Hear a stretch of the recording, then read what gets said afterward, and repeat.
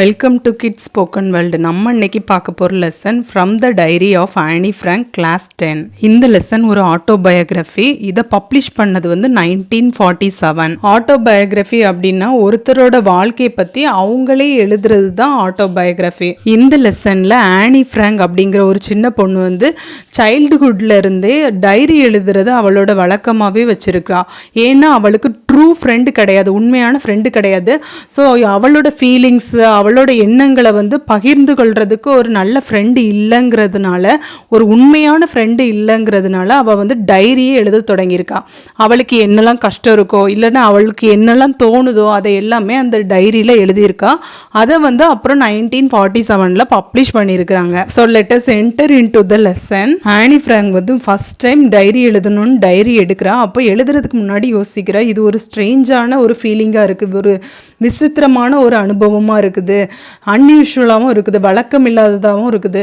நம்மளோட feelings, experience எல்லாமே நம்ம இதில் ஷேர் பண்ண போகிறோம், இதுதான் நம்ம ஃபஸ்ட் டைம் பண்ண போகிறோம் அப்படின்னு யோசிக்கிறா. ஒருவேளை ஃப்யூச்சரில் இந்த டைரி யாருக்காவது கிடைச்சாலும் இதை வந்து ஒரு சின்ன பொண்ணு, ஒரு டீனேஜ் பொண்ணு, ஒரு யங் கேர்ள் எழுதின ஒரு டைரியை வந்து எல்லாரும் வாசிக்கணும்னு அவ்வளோக்குள்ள விருப்பப்பட மாட்டாங்க அப்படிலாம் யோசிக்கிறா. இப்படிலாம் யோசிச்சுட்டு அப்புறமா லாஸ்ட்டாக ஆனி ஃப்ராங்க் வந்து டிசைட் பண்ணுறா, நம்ம கண்டிப்பாக வந்து டைரி எழுதியே ஆகணும். ஏன்னா வந்து அவளோட மனசுக்குள்ள நிறைய எண்ணங்கள், சிந்தனைகள் எல்லாமே ஓடிக்கிட்டே இருக்குது. அது எல்லாமே அவள் மைண்டை விட்டு இறக்கி வைக்கணும்னா அவள் வந்து எழுதினாதான் முடியும் அப்படின்னு நினைக்கிறா. அவள் என்ன நினைக்கிறான்னா, ஒருத்தரோட சிந்தனைகளை வந்து எழுதுறதே ஒரு தெரப்பின்னா என்னன்னா, மற்ற மருந்துகளால் குணப்படுத்த முடியாத ஒரு நோயை கூட, ஒரு நோய்க்கான தீர்வாக கூட இந்த எழுத்து வந்து இருக்கும், இந்த ரைட்டிங் வந்து இருக்கும்னு நினச்சி எழுத ஆரம்பிக்கிறா. ஆனி ஃப்ராங்க் என்ன நினைக்கிறான்னா, paper has much more capacity அப்படின்னு நினைக்கிறா. அதாவது பேப்பருக்கு வந்து நம்ம வந்து எவ்வளோ எழுதினாலும் அதை அப்படியே அப்சர்வ் பண்ணிக்கும், அதை அப்படியே உறிஞ்சிக்கும். எவ்வளோ சிந்தனைகளை வந்து நம்ம பேப்பர் மேலே கொட்டினாலும் அதை வந்து ஏற்றுக்கும், உட்கொள்ளும் திறன் வந்து அந்த பேப்பருக்கு இருக்குது அப்படின்னு நினைக்கிறா. இதே நம்ம வந்து மற்ற பீப்புள் கிட்ட நம்மளோட சிந்தனைகளை வந்து நிறைய பகிர்ந்து கொள்ளும் போது அவங்களுக்கு வந்து பொறுமை இருக்கிறது, நோ பேஷன்ஸ். அதை வந்து கேட்குற அளவுக்கு அவங்க வந்து பொறுமையாக இருக்க மாட்டாங்க. அவங்க கிட்டனா லோ பேஷன்ஸ் தான் இருக்கும், அதாவது கம்மியான பொறுமை தான் இருக்கும். அதே பேப்பர்னா வந்து இது ஒரு நான் லிவிங் திங்க், அதாவது உயிர் இல்லாத ஒரு பொருள். நம்ம எவ்வளோ சொன்னாலும் அது வந்து நான் கேட்க மாட்டேன்ட்டு ரெஃப்யூஸ் பண்ண போகிறதே கிடையாது இந்த பேப்பர்னு நினைக்கிறா. இந்த மாதிரியான எண்ணங்கள் வந்து அவளுக்கு எப்போ வந்துச்சுன்னா, ஒரு நாள் அவளுக்கு ரொம்ப கவலையாக இருந்திருக்கா, ரொம்ப குழப்பமான மனநிலைமையில் இருந்திருக்கா. அப்போ வந்து நம்ம வீட்டில் இருப்போமா இல்லை வீட்டை விட்டு போயிடுவோமா அப்படி அந்த அளவுக்கு அவள் யோசிக்க ஆரம்பிச்சிட்டா. ஃபைனலாக அவள் வீட்டில் இருக்கலான்னு டிசைட் பண்ணியிருக்கா. ஆனாலுமே அவள் மைண்டு வந்து டிப்ரெஸ்டாகவே இருக்குது, ரொம்ப கவலையாகவே இருந்திருக்கு. அதனால சரி பேப்பர் எடுத்து நம்ம எழுதலாம், ஏன்னா பேப்பருக்கு தான் பொறுமை இருக்குன்னு சொல்லிட்டு முடிவு பண்ணியிருக்கிறா. அவள் எழுதுகிற இந்த டைரியை வந்து வேற யாரும் ரீட் பண்ணணும் அப்படிங்கிற எண்ணம் வந்து அவளுக்கு கிடையாது. ஏன்னா வந்து அவளை பொறுத்தவரை உண்மையான ஃப்ரெண்டு கிட்ட மட்டும்தான் எல்லா சீக்ரெட்ஸும் சொல்லணும்னு நினச்சா. அப்போ அவளுக்கு வந்து ஷேர் பண்ணுறதுக்கு உண்மையான ஃப்ரெண்டு, ரியல் ஃப்ரெண்டு இல்லாததுனால, அவள் தனிமையாக ஃபீல் பண்ணதுனால she started to write diary. அவள் என்னெல்லாம் எழுதியிருக்கான்னா, யாரும் நம்ப மாட்டீங்க, ஒரு 13 வயசு பொண்ணு தனிமையாக ஃபீல் பண்ணுறா அப்படின்னு சொன்னா யாருமே நம்ப மாட்டீங்க. எனக்கு வந்து நல்ல லவ்விங் பேரண்ட்ஸ் இருக்காங்க, அன்பான பெற்றோர்கள் இருக்காங்க. 16 இயர்ஸில் வந்து ஒரு சிஸ்டரும் இருக்கா. அப்புறம் 30 பீப்புள் இருக்காங்க. அவங்கள வந்து அவள் ஃப்ரெண்ட்ஸுன்னு சொல்லிக்கலாம், அதாவது சொல்கிற அளவுக்கு ஃப்ரெண்ட்ஸ் தான், ஒரு ரியல் ஃப்ரெண்ட்ஸ் கிடையாது. அதுக்கப்புறம் ஒரு ஆன்ட்டி இருக்காங்க, லவ்விங் ஆன்ட்ஸ் இருக்காங்க, அத்தைகள்லாம் இருக்காங்க, நல்ல ஒரு வீடு இருக்குது. ஆனால் வந்து அவளுக்கு ஒரே ஒரு குறை மட்டும்தான், ஒரு ட்ரூ ஃப்ரெண்டு வந்து இல்லை. எல்லாத்தையுமே ஷேர் பண்ணுறதுக்கு வந்து ஒரு உண்மையான நண்பன் வந்து கிடையாது. எவ்வளோதான் நிறைய ஃப்ரெண்ட்ஸ் இருந்தாலும் அவங்க மேலே வந்து இவளுக்கு ஒரு நம்பிக்கை, எல்லாத்தையுமே ஷேர் பண்ணணும் அப்படிங்கிற ஒரு ஃபீல் வந்து வரல. மேபி அது வந்து என்னோட தப்பாக கூட இருக்கலாம், நான் வந்து மற்றவங்கள வந்து பிலீவ் பண்ண மாட்டேங்க, நம்ப மாட்டேங்க அப்படின்னு கூட இருக்கலாம். ஆனால் வந்து எனக்கு தெரியல, அப்படி ஷேர் பண்ணணுங்கிற ஒரு ஃபீல் வரல, உண்மையான ஃப்ரெண்டு எனக்கு இல்லைன்னு சொல்லிட்டு ஆனி ஃப்ராங்க் வந்து எழுதுகிறா. அவன் நினைக்கிறா, வழக்கமாக டைரி எழுதுகிற எல்லாருமே ஒரு ஃபார்மல் மேனர், ஒரு ஃபார்மலாக டைரியை வந்து எழுத ஸ்டார்ட் பண்ணுவாங்க. ஆனால் எனக்கு அப்படி ஃபார்மல் மேனரை வந்து டைரியை எழுதுறதுல விருப்பம் இல்லை. ஏன்னா வந்து நான் வந்து இந்த டைரியை வந்து ஒரு ஃப்ரெண்டாக தான் நினைக்க, ஒரு கிட்டின்னு நேமும் வைக்க அந்த டைரிக்கு, அவள் எழுத போகிற டைரிக்கு வந்து கிட்டின்னு நேம் வைக்கிறா. ஒருவேளை ஃப்யூச்சரில் வந்து அவளோட டைரியை யாராவது எடுத்து ரீட் பண்ணாங்கன்னா எந்த டீட்டெயிலும் அவளை பற்றி இல்லைன்னா நல்லா இருக்காதுன்னு நினைக்கிறா. அதனால ஒரு பேக்ரவுண்டும் கொடுக்குறா. பேக்ரவுண்ட் இல்லாத டைரி வந்து ஒரு ஒரு எஃபெக்டிவாக இருக்காதுன்னு நினச்சி அவளை பற்றின டீட்டெயில்ஸை வந்து கொடுக்க ஆரம்பிக்க அந்த டைரியில் அங்கே என்னென்ன டீட்டெயில்ஸ்லாம் கொடுத்துருக்காங்கன்னா அவளோட ஃபாதர் வந்து ரொம்ப லவபிள் பர்சன்.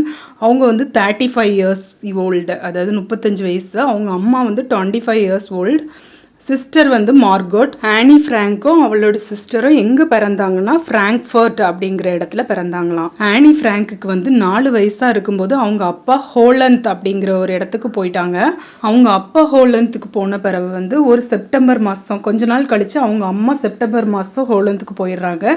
அதுக்கப்புறம் இவளோட சிஸ்டரும் வந்து கிராண்ட் மதர்கிட்ட விட்டுட்டு போயிடுறாங்க. கிராண்ட் மதர் இருக்கிற இடம் வந்து ஆக்கன், அந்த பிளேஸில் விட்டுட்டு போயிடுறாங்க. அதுக்கப்புறம் மார்கட் இருக்கல்ல, அவளோட சிஸ்டர் வந்து கொஞ்ச நாளில் திரும்ப ஹோலந்துக்கு டிசம்பர் மாதம் போயிடுறா.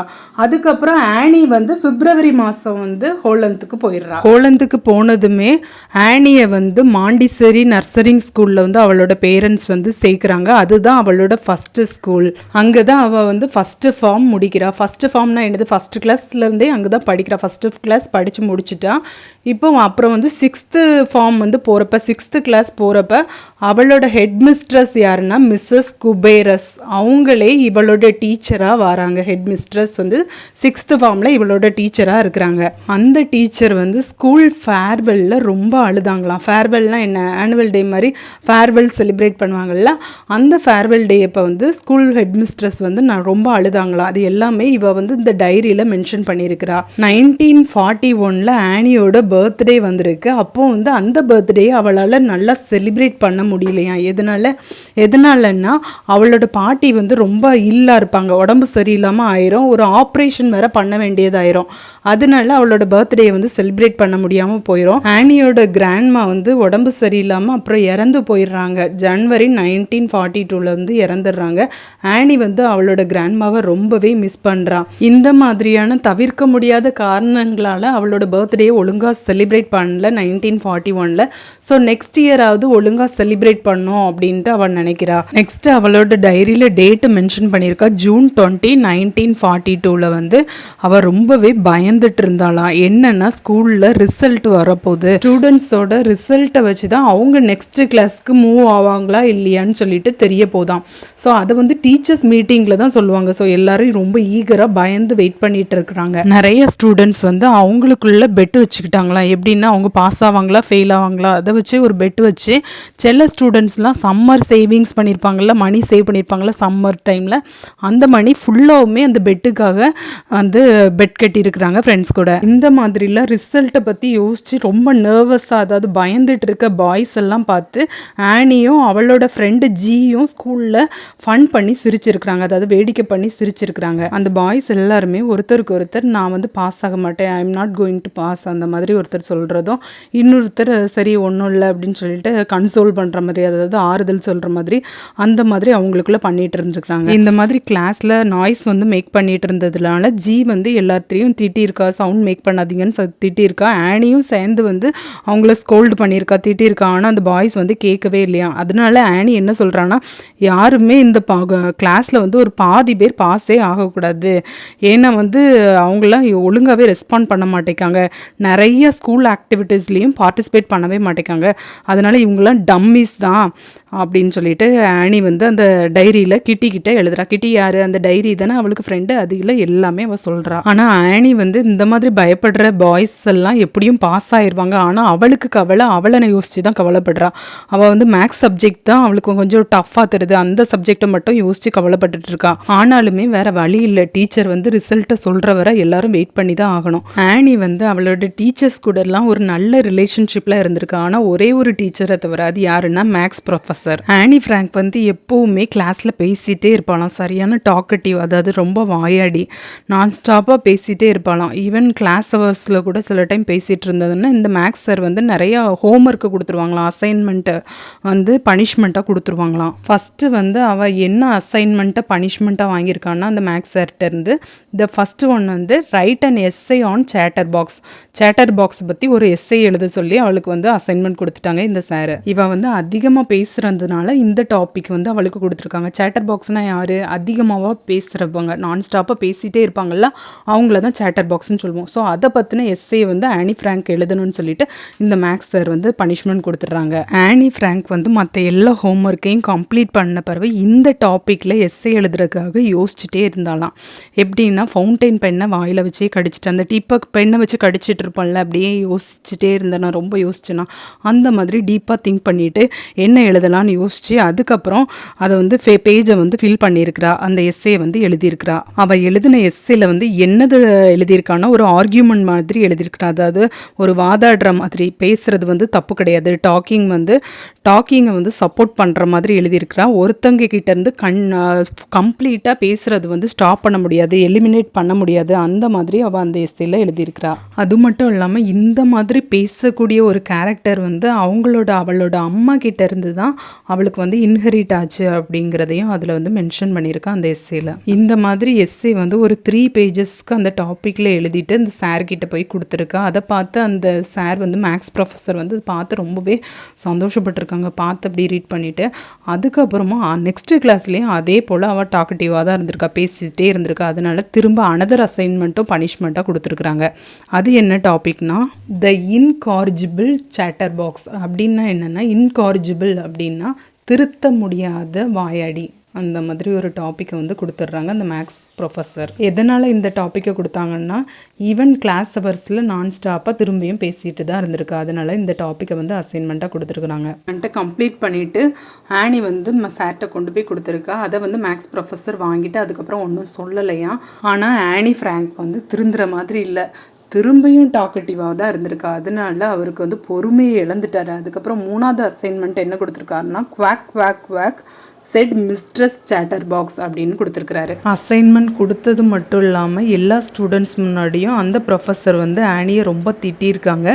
இதை பார்த்தோன்னே மற்ற ஸ்டூடெண்ட்ஸ் எல்லாம் ரொம்ப சிரிச்சிருக்காங்க, லாஃப் பண்ணியிருக்கிறாங்க. ஆல்ரெடி அந்த மேக்ஸ் ப்ரொஃபஸர் வந்து இதே டாப்பிக்கில் 2 அசைன்மெண்ட் வந்து பனிஷ்மெண்ட்டாக கொடுத்துட்டாங்க. அதனால இவளுக்கு வந்து அதே டாப்பிக்கில் இப்போ 3வதாக யோசிக்கிறதுக்கு அவளுக்கு மைண்டில் ஒன்றுமே இல்லை, என்ன எழுதுறதுன்றே தெரியலை. ஆனியோட ஃப்ரெண்ட் சானி அப்படிங்கிற ஒரு பொண்ணு வந்து ஹெல்ப் பண்ணுறா, பொயட்ரி எழுதுறதுக்கு ஹெல்ப் பண்ணுறா இந்த டாப்பிக்கில். ஃபைனலாக ஆனி வந்து ஒரு அழகான போயம் வந்து எழுதிடுறா வித் த ஹெல்ப் ஆஃப் சானி ஹர் ஃப்ரெண்ட். இந்த போயம் வந்து என்ன டைப்பில் எழுதியிருப்பான்னா சட்டையராக எழுதியிருப்பா. சட்டையர்னா என்ன, ஒரு ஹியூமரஸாக அந்த போயத்தை எழுதியிருப்பா. ஹியூமரஸ்னால் ஒரு நகைச்சுவையாக எழுதுகிற மாதிரி எழுதியிருப்பா. அவள் எழுதின போயத்தில் வந்து ஒரு ஃபாதர் ஸ்வான் இருக்காங்க. ஸ்வான்னா என்னது, அன்னம்னு சொல்லுவாங்கள்ல, அந்த பறவையை பற்றி எழுதியிருப்பா. அப்போ அதுக்கு வந்து ஒரு 3 பேபி டக்லிங்ஸும் இருக்காங்க. டக்லிங்ஸ்னால் என்னது, வாத்துக்குஞ்சு. ஸோ 3 வாத்துக்குஞ்சு இருக்குது. இந்த வாத்துக்குஞ்சுகள் வந்து எப்போவுமே நாய்ஸி நேச்சராக இருக்கும்ல, சத்தம் போட்டுக்கிட்டே இருக்கிறதுனால அதோட ஃபாதர் வந்து என்ன பண்ணோன்னா இந்த டக்லிங்ஸை வந்து கொன்று போட்டுரும்.